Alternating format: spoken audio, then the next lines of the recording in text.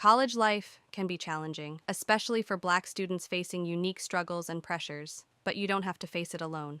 Introducing Reju, the mental health app created by Black innovators for people of all walks of life. Reju understands your pain and mental health struggles because it's designed by people who truly get it. With Reju, you have access to culturally competent therapists, stress reduction techniques, and a supportive community all at your fingertips. Get ready to join a community that understands you, supports you, and helps you thrive. What's going on, everybody? My name is Dante Wade, COO and co founder of Reju, which is a mental health and wellness mobile application. And I am also your new host of Psych and Hip Hop, where we have the intersection between mental health and our favorite genre of music, which is hip hop. For our first episode, we're going to be interviewing Ka, who's the son of the legendary Freaky Ta from the Lost Boys hip hop group. Major group to come out of New York for my hip hop historians and legends till this day. This interview was just in time for Freaky Tie Day, which is going to be taking place in Queens, New York this weekend, where they will be naming a street after him. So, really looking forward to you guys watching this interview. It was about legacy, it was about fatherhood, it was about resilience, and overall, it was just about mental health and pushing forward. So, looking forward to it and many more episodes of Psych and Hip Hop. What's going on? What's going on, everybody? My name is Dante Wade. I am COO and co founder of Reju and a guest contributor on Psych and Hip Hop. So, before we dive into it, Reju is one of the sponsors of this podcast. And Reju is a mental health and wellness technology company that serves as a personal guide to mental, physical, and emotional success. And we're very excited today to have a special guest in the building. He's an artist, he's an entrepreneur, but most of all, he's a brand straight out of Far Rockaway, Queens, New York, Freaky Ka. Thank you for joining today, good brother. Thanks for having me today, Dante. It's a pleasure being on your platform, for real. Yes, sir. Yes, sir.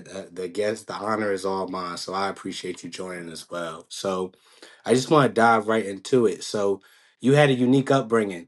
And when I say unique upbringing, it's the fact that you were not only the son of a legend, but you got to experience a lot of pivotal moments in not only New York history, but hip hop history. So tell us a little bit about what your upbringing was like.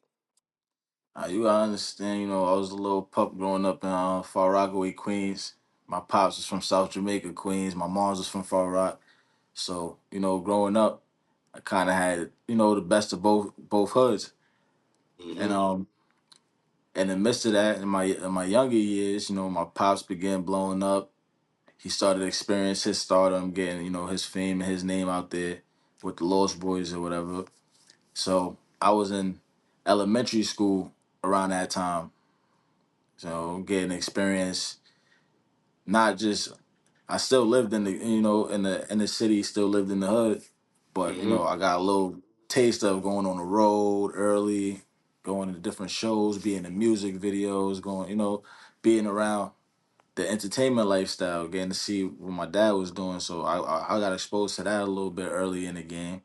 So it was kind of it was a dope experience, but it came with its pros and its cons, because still being in the ghetto, still people having that access to you, and Mm-hmm.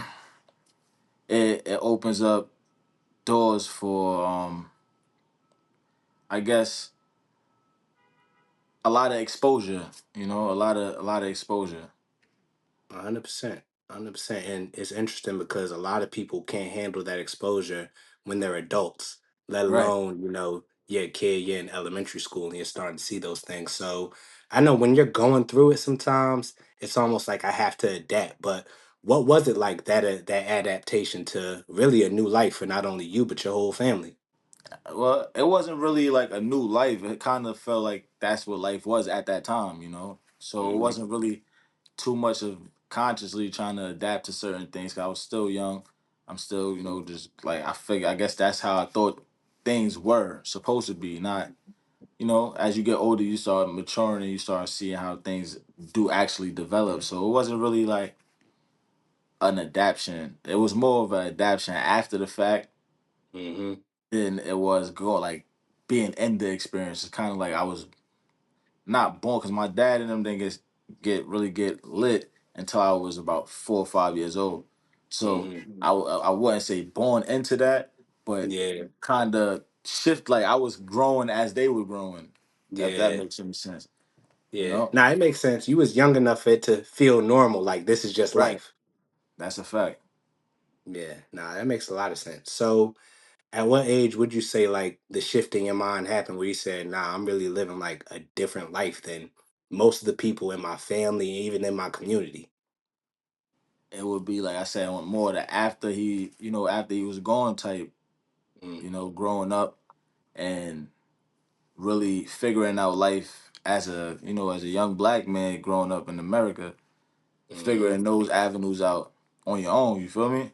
Yeah. So that's when I really, cause like when he was here, it was more so like it was more so going through it with him. Like I'm growing with him. I'm growing through the like I'm seeing this. It's normal to me. But when he's Mm-hmm. not here, it's like, nah, this is a little bit more different than what I expect. Yeah. So that's when it became, everybody got their renditions of him. People that's been around him, so they got they stories, they perspectives of what he was and who he is. And then on top of that, me taking that and trying to decipher what is and what's really not and who he really was. I'm still trying to learn who he was too because I lost him so early, Yeah. So that was more the transition and the adaptation to it. Like, all right, damn, you Yeah. come from such a great, legacy, and how you gonna move, how to move going forward was more of the transition, like how to move going forward. Because everybody around you is still off riding off of the high that they had when he was around, Mm-hmm. and it's like, but once it start fizzling down, you start seeing things aren't always what it seemed, And then Mm-hmm. it's not even about him. It's just when you remove now is I have to decide. I have to figure this out myself, you know. Mm-hmm. People, places, things, you know. Yeah, yeah. It's no handbook to life, let alone Right. a handbook to figuring out how to navigate the world without your pops. So it's not an easy situation at all. And first, I want to commend you for being here today and making it this far, despite the obstacles and despite not having your pops there, because there's a lot of people that crash out in those situations, but you were able to That's a stand fact. tall and endure. So I got to tip my hat off to you for that because I know it's not easy to do that. Nah, that's a fact. And especially coming from where I come from, like from Far Rock, like Hmm. it's not really that much. It's not too much, to explain about that. Like if you know Far Rock, you know what Far Rock is about. And growing up there, then being who I was, so it was like a lot of people knew me. And not only that, I lived in Brooklyn. I didn't have to go to like I grew up in Brooklyn too. Grew up in Hmm. South Jamaica too. So it's like I'm in different environments any like given time of the week, any given time of the day growing up. I'm in Brooklyn. I was in school. I'm one of the very few cats from Queens. I'm in school too. They like, oh, we all Brooklyn. I'm from Queens. Where you from? Yeah. I'm from Far Rock. I'm from Southside. They like, oh nah, we gotta get up with him. Mhm. So I'm in those environments until standing on my own. Like I gotta be this type of way. You start learning how to deal with people and maneuver in certain environments, and you know it wasn't it was rough, but it wasn't too rough because I come from a rough environment. You feel Yeah. me? Yeah. So not don't take it like yeah, my pops was who he was, and he is who he is. But that still don't change my upbringing, like you said. My pops was a star. My mom's was still in the hood with Hmm. me. So Hmm. and that it didn't feel like a struggle, but as I get older and I start realizing, certain things for different perspectives could be for mama love, it could have been a little harder. Hmm. My pops is on the road doing whatever he doing, she busting her ass taking care of the kids. Hmm. Until you get older and you understand and like, all right, nah, things is a little bit different. But I'm not looking at it like that growing up, Hmm. but I'm still in these environments, still trying to figure it out. I'm outside, I'm hanging out with the guys. I'm in school. I'm in different areas. I'm so I gotta make new friends. I gotta be this type of way. And I was just learning myself and trying to figure myself out, and figuring it out without my pops was a little harder. Yeah, 100%. So I gotta ask you this in case there's somebody who's watching that has a similar experience. How'd you remain strong during that time? Honestly, like I would say, because I'm the oldest, so it was always I always had that like on my back. Like I got my brothers, my sisters, they looking up to me. I got people around me that's like, I bet. So if I fold, it's like I ain't doing no justice. Like, so my motivation was always like, I know I got somebody that's looking up to what I'm doing, or paying attention to what I'm doing. But most of all, the biggest motivation is God, keeping God in the picture. And secondly, it was just more so just like, yo, look where you come from. You feel me? Look where you come from. You come from your pop's legacy is ill. So it's not like nothing to put my head down about. So I was like, I'm in a situation where I could keep my head up. And if I could keep it up and I can honor, my pop's been going for 26 years and he's still revered to this day. So Mm-hmm. it's like, that's a blessing in itself. I come not, and I had to realize like, yo, I come from that. So Mm-hmm. that's my fuel, like, to the fire, always. Remember who you are. Remember where you come from. Mm-hmm. It's so crazy you mentioned that. And you might laugh at me, but I tell people all the time, Lion King is one of my favorite movies. And Nah, for real. I can relate yeah, to it so in so many ways. You feel me? yeah, and it's one scene in the movie that I always talk about. It's when Simba was debating on going back home or not. And his father appeared and he said, "Remember who you are. Remember who you Remember are who at the you are." water. At the Mm-hmm. water. You feel me? And Mm-hmm. that's the same thing I think about all the time. Like, yo, just remember who you are, where you come from. You feel me? What you are, what you doing it for. It's not. It's more so like I'm doing it for me. At the end of the Mm-hmm. day, like I'm not doing it to get no validation from anybody else. But I come from a legacy, and it's the work is there. The work shows for itself. You feel me? Mm-hmm. And I go through things that people don't understand. I go through things that I don't talk to everybody about. You feel Yeah. me? And it's like, but sometimes it's like, all right, maybe you got to find a medium and remember, like, to remind you who you are and where you at and what you do, because that shit is important. That shit is detrimental to our mental health. You feel me? Because sometimes we psych ourselves out the game. A Mm-hmm. lot of people have played it like we be in it and we psych ourselves out of it, overdoing it. So Mm-hmm. that's Nah, that's 100%. real important. 100%. And it's crazy you mentioned that because, we lose in our head more times than we actually lose in life And if we trust me, stop ourselves. I deal with that a lot, so I know. And it's like sometimes, like I said, I gotta sit back and check myself. Like, nah, remember who you are. Get it going. Like Mm-hmm. my even with this, with the code naming and celebrating Freaky Tile legacy. Like, even when I was a kid, I always seen it being bigger, and I knew the mission was like, yo, like, the legacy is already there. So I gotta. It's gonna come a time where I have to step in Mm-hmm. and either make the decision to keep it going or just chop it up. You feel me? So Mm-hmm. it's like now we 26 years later, about to get the street name in honor of him, and just to remind the people what we do, who we are, where we come from. Like, this is like we don't we're not as bad as we make it seem to ourselves. You feel me? Like Mm-hmm. you said, something we lose way more in our head than we do when we play out. Like, you feel me? So I Mm-hmm. try to just. It's easier said than done, but that's my battery in my back right now. Yeah. It's always easier said than done. But I mean, greatness don't come easy.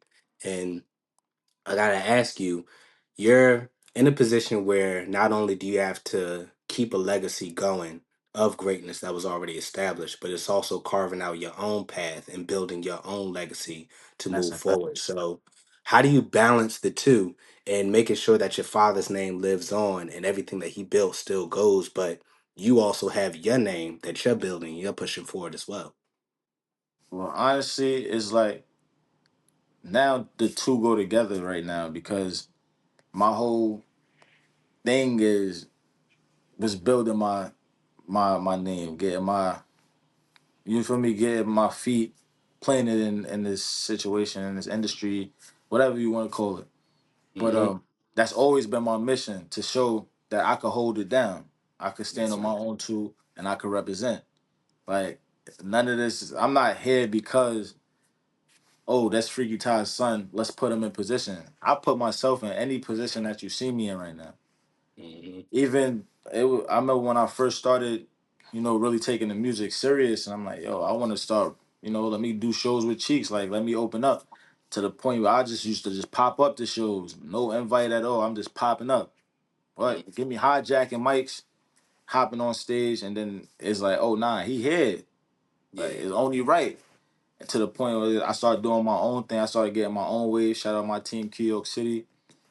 We just started just building our own, but it always coincided with the legacy.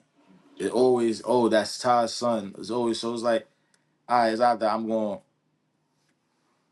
be frustrated with everybody attaching me to it, or I'm gonna embrace it and just run with it and represent the best way I could. So my legacy is that's a part of my legacy because I feel like if I didn't Looks go like as you hard as I froze a was, little bit. we say it again.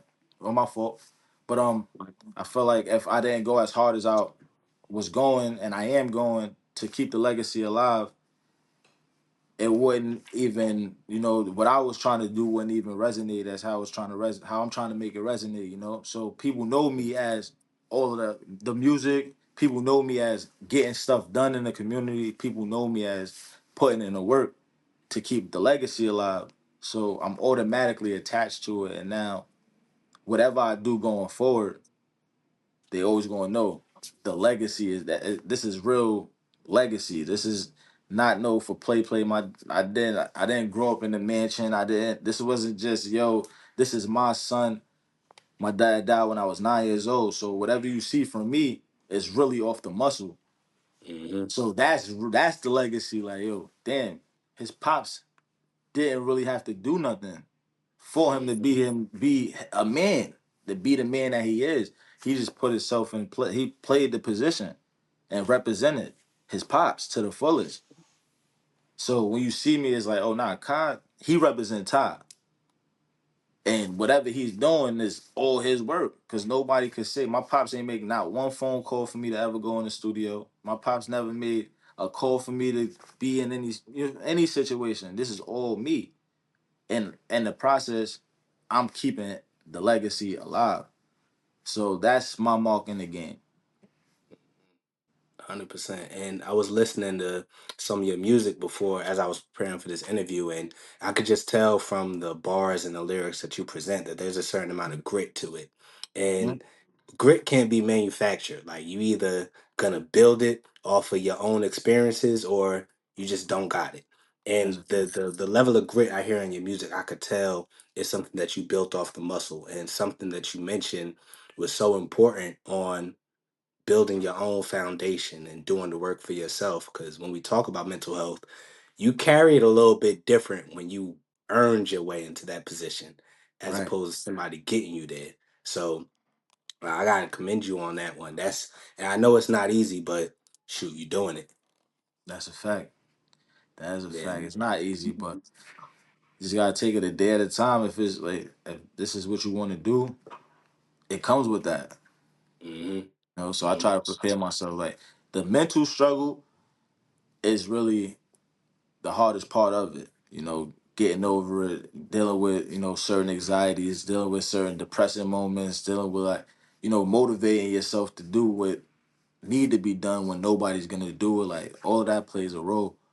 And like I said, I've been doing this by myself without my dad, but I know his spirit is a motivation and motivational force in me moving forward as well. You feel me? That's the main reason why I go so hard and it's like, nah, you gotta keep the legacy going. Cause if you don't, Hmm. and the physical, nah, we can't let this physical away. The energy is it's too grand, you know? Hmm. Hmm. And legends don't die. And Their physical body may leave, but legends don't die. nah, that's a fact. Like I say, energy don't die. Energy don't die. Just transfer over. You know. So Hmm. I just picked up the ball and I'm keeping it going. And the best way I know how to do it. You know. Free guitar days been going on. Shout out my uncle. He had free guitar going for the last 24 years. But last year and this year, I stepped in and really played a big role in, enforcing that we amplify it, get the world on page the same page that we doing, and spread the message because, gun violence plague our communities left and right and on Hmm. all levels, whether it's coming from us killing us, whether it's coming from them killing us, the violence is at an all time high, RP the artist from Philly, he just got killed and he's pushing positives, he pushing positive, raps. He talking in the struggle, the same pain, the same grit you was just saying that's in the music. Like, so it's we trying to push the message and the agenda, like, cause that's what's really psyching us out. PTSD is real in the hood. Like, these Hmm. are things that really matter, and we don't speak on it. We don't talk about it. We don't broadcast it. Like, so I salute you for that because that's necessary. So we trying to push that agenda. Like, nah, that's corny. Let's Hmm. focus up. Let's focus on. Let's live a little bit longer.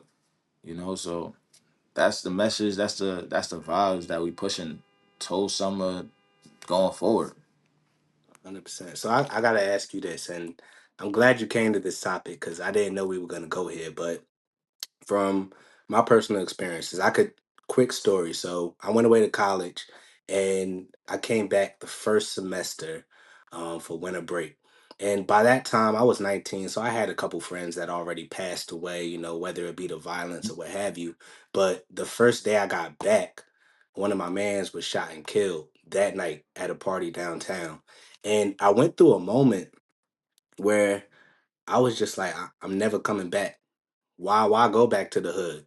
All they did was string out my peoples, kill my other peoples. I'm not going back. I So yeah, I did had this. decide to go back, but I want to ask you because I decided to go back and I put in work and I was volunteering and I'm doing all of these things. But I want to ask you, when you had those moments where it's like my people still dying, my people still on drugs, my people still struggling, what keeps you in the fight? Because for the people that are actually doing the work, they know it could get discouraging sometimes. Nah, for real. Mirror story to yours. Freaking my first day of college was August 10th. My god brother, my best friend, we since freaking elementary school. Hmm. We both were supposed to start college August 10th. He get killed July 10th, Mm. right before we both supposed to leave. And we both from the same building, it's same hood, same age, doing the same things. My Hmm. boy get killed 30 days before we supposed to leave. Both of us, the only two from the hood that's leaving the hood. Hmm. So it's like, damn, my whole mental was like, even the whole to process the whole thing is like, damn, what do we do next? Do we Yeah. jump out the window? Do we leave? Do we don't come back?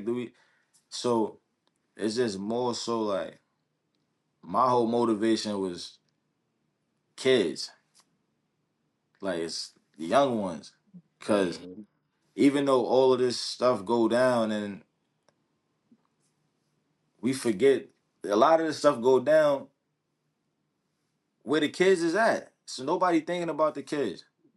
Hmm. My boy got killed broad daylight, summertime. Kids could have been walking outside. You Hmm. feel me? Like kids is admiring the things that we doing. Kids are sponges. Now I got a kid, so it's like even amplified. It's like, nah, we gotta do better. We gotta do better for them. Like, and that's always been my thing. Like, nah, we gotta figure out a way to do better for them. Like, and then when you hear stories about kids getting killed and all that, that's the sad. That's the shit that make you want to be like, damn, I don't even want to do this no more. I'm gonna just step out and just isolate myself, me and mines, and then that's that. But my main drive, and when it come to that and staying in it, is like, nah, these kids, it's like, what we really teaching them? Like, can we find something else to put them on to? Hmm. And If like you you don't said, expose them, by no, the go ahead. time by the time that happened, when you already experienced multiple people dying, getting killed, or whatever. Prior to that, this one just hit you a little bit harder, but the shit is so normal that it's not even, we forgetting that this shit is becoming normal to them too.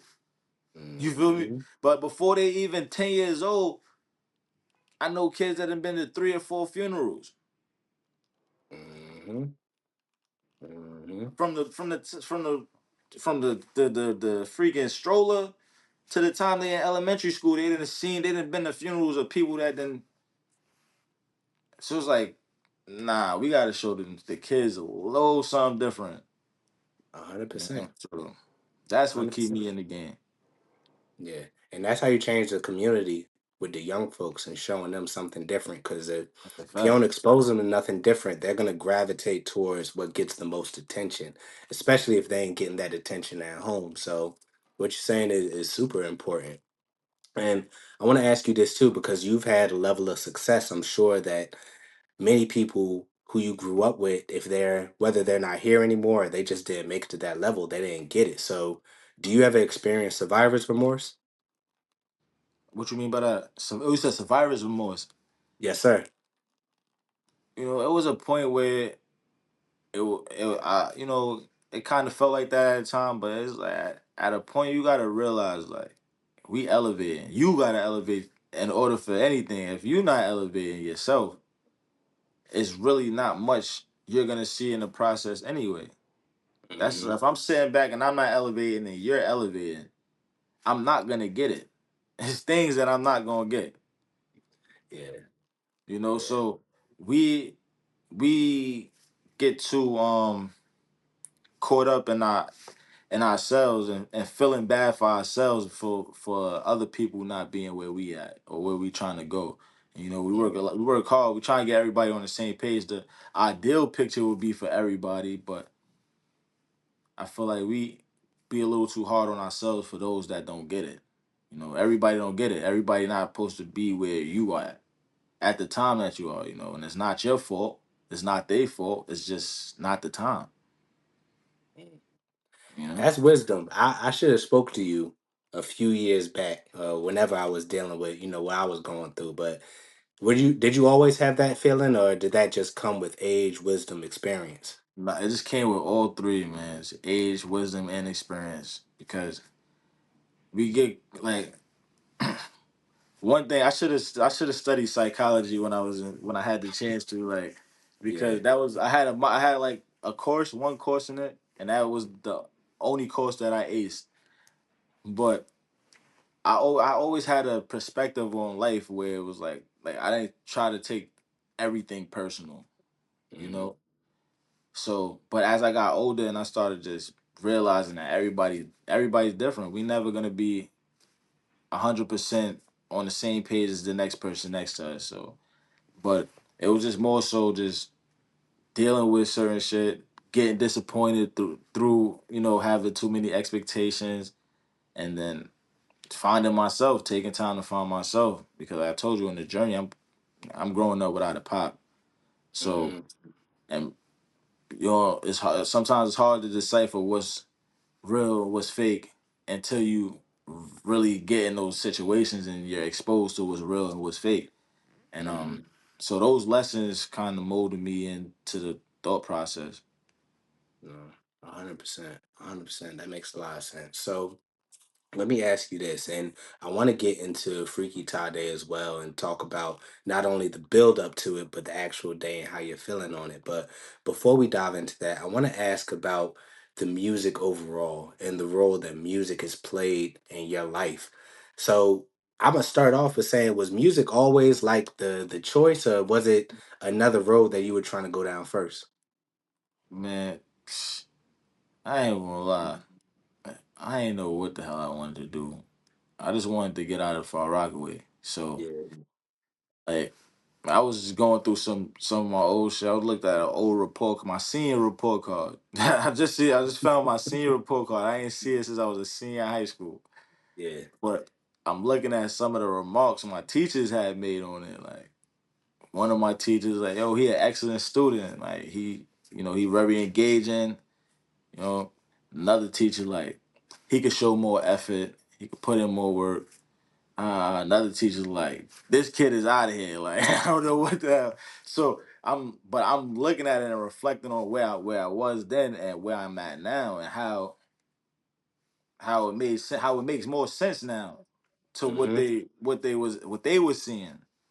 And I say that to say this is like, as I started finding myself, like, and I see these characteristics in myself, it's like, nah, I started figuring out what it was that I really wanted to do as I got older, as I started experiencing shit. When I went to college, started doing shit on my own, Mm-hmm. finding myself, and that's when I started finding my way. But music was always in me and a part of me, because like I told you in the beginning, like I was kind of like phased into it. Like I was born, then they got lit. It's just a part of my growth as uh, a young kid.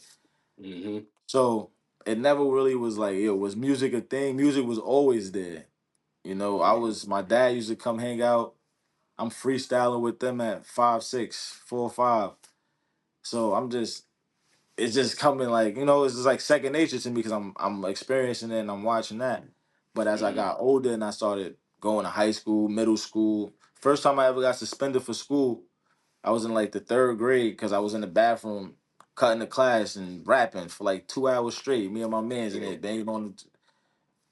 First time I ever got kicked out of middle school, rapping in class because me and my mans in the class, back of the class. So it's always been like, all right, damn, rap this. I'm on a train riding from Coney Island to Far Rock to Brooklyn, rapping on the train, battling niggas. Like, so that was always there, but I never really took it serious. Then when I went to VA, they like, nah, boy is nice, and I'm just freestyling off the top of the head, like no Mm-hmm. writing raps and shit. Like, but I did write my first rap when I was in the third grade. I had a karaoke machine. Me and my boy was recording this shit on the tape. So that was the first rap I ever recorded and wrote down.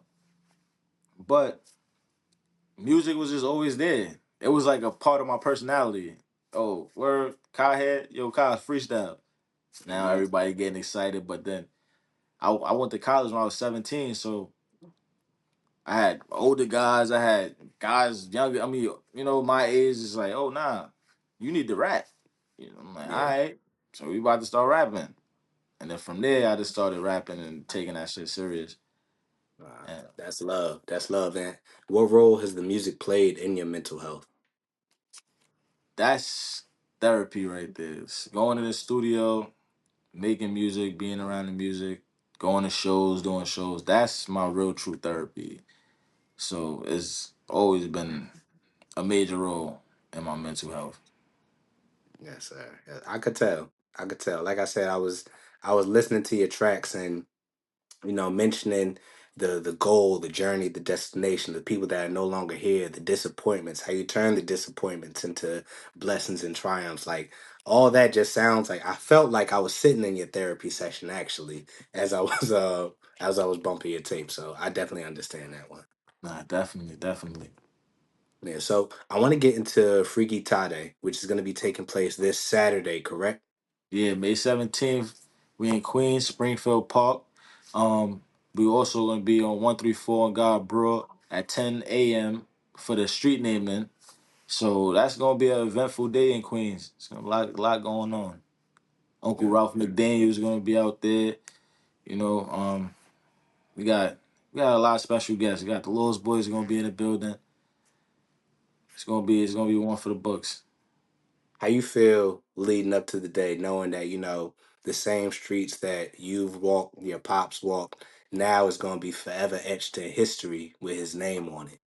Nah, I got a little anxious. I'm a little anxious right now. As it get Okay. closer, I got a lot trying to last minute details, making sure everything is tight. But I'm excited though.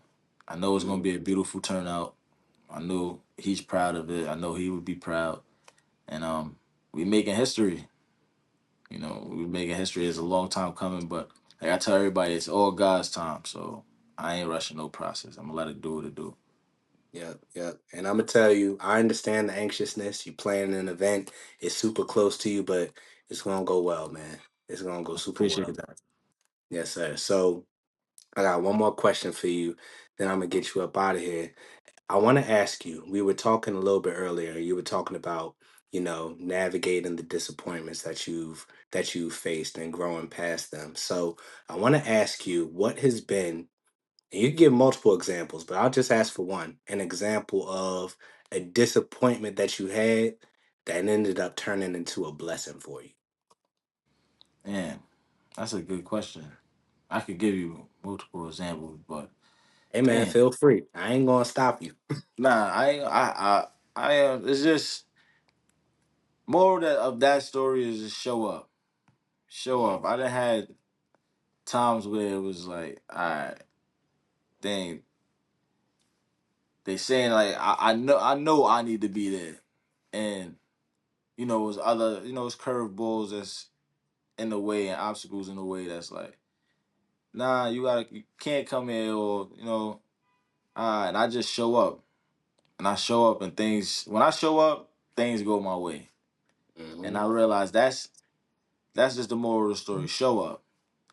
It ain't like the disappointing moments. We always gonna have disappointing moments, mhm, even when you think everything is gonna go how it's supposed to go. So I can't even really give one example, because if I give you an example, I'm gonna start rambling, and then I don't want to do that. But I'm gonna give you the moral of that whole joint in a nutshell. Is just show up for yourself, even when you don't want to, even when you don't feel like it.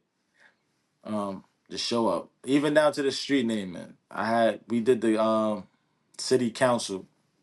I had to speak in front of the whole district, and mhm, there was just one person on the board that objected. We had 99.9% of the board members voted yes, and there's just mhm, one that was like, but these guys are from the hood and they music, and it's like, yo, bro, did you even ever sit down and listen to their music?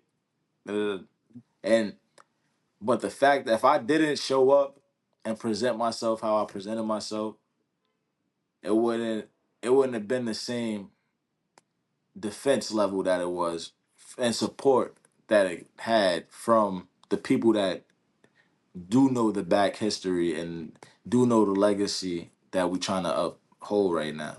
So mhm, that one, even though that one decision, that one objection could have changed the whole trajectory of how the turnout of this Saturday would be, because you need a unanimous decision for them to even approve you to get a street naming.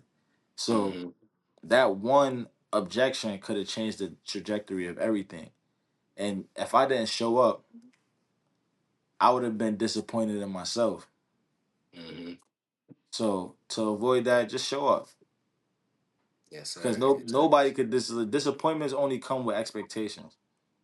Mhm, The more you mhm. expect, the more you get disappointed. You only get disappointed when you expect, but nobody's gonna show up for you better than you show up for yourself. So put that expectation on you.